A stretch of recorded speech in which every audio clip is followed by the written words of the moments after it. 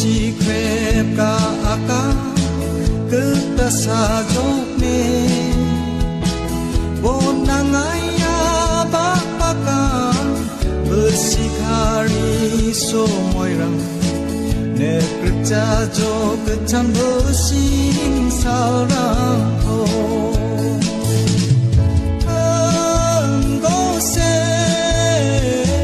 Sentina nangailo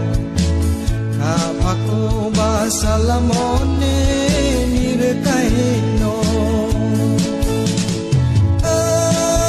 gose sentina nangailo kapako basalamone nirkaino